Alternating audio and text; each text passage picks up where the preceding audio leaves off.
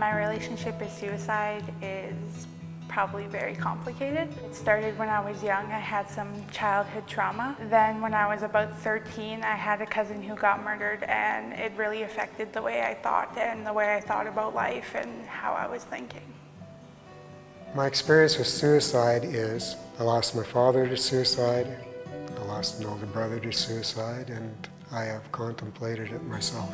I became a mental health advocate because I lost my son to suicide. That was my introduction. Probably prior to that, I'd never given suicide any thought whatsoever. At my lowest point, I felt nothing.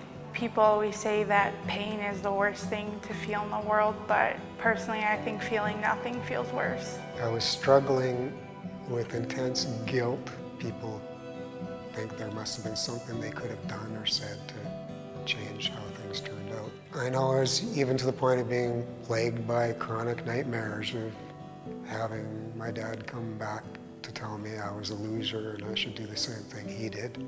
It got to the point where I tried it myself. What brought me back was my younger sister. She can always tell when I'm having a bad day, and she can always tell when things are going rough, and she's my biggest supporter. And I just want to be able to be there for her when she graduates or when she gets married. I thought of my goddaughter, my niece.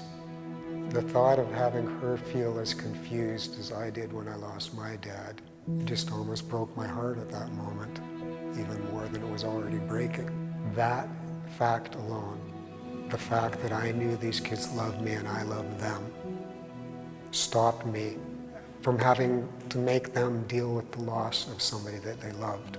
It's good for people to know that they're not alone. Growing up, even when I was growing up, and I am only 21 years old, we didn't talk about mental health. Mental health wasn't around. The stuff that I was going through, I'd never heard of before. It wasn't until I got older. Finding other people in your life that are going through the same things as you is such a relief, and I think it's so important for other people to know that they aren't alone. Suicide isn't a dirty little secret. It affects millions of people all over the world. We must have quality conversations. We must increase our knowledge.